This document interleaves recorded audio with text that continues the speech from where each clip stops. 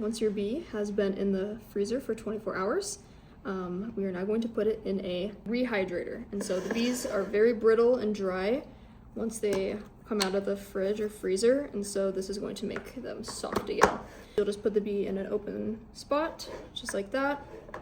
And then to keep track of every bee, for now on, we are going to use accession numbers.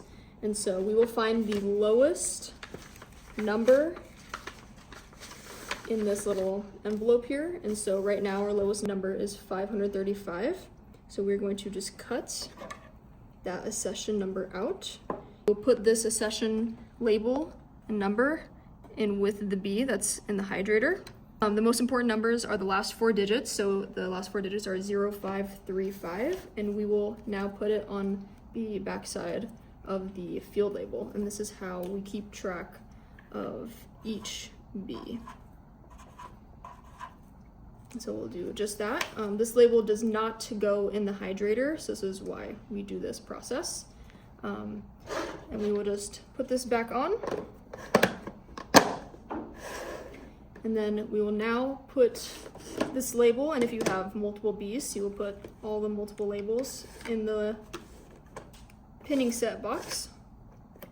And we will just binder clip all of them together. It's obviously just one bee right here, but we'll just put that right in there to keep them organized and everything. And yeah, the chemical that we use in the hydrators is something called 4-chlorocresol. This chemical is an antifungal. Also, just make sure in here, just keep it clean throughout time. When you are putting bees in and out of here, this will get drier, and so always just kind of touch a little bit before you put each bee in there. And if it seems dry, you can just put a couple drops of water, and so you can kind of, not a whole lot.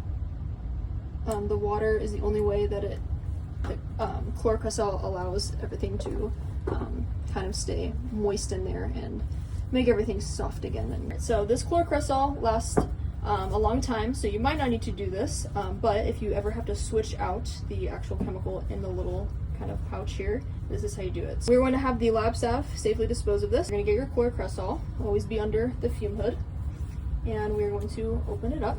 We're going to get about a tablespoon of this chlorocresol. So put that cap back on, make sure it's all the way sealed.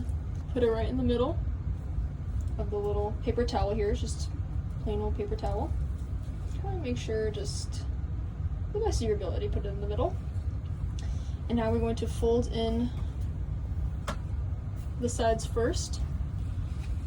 Doesn't have to be perfect, but just try your best to keep it all contained in the paper towel. And then I'll use a little bit of duct tape to just kind of seal that last little part.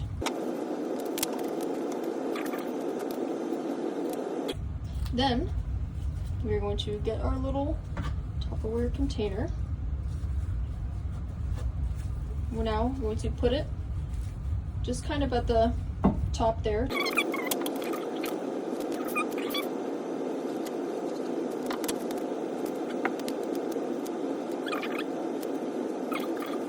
Then, once it's all secured, we will now wet it again.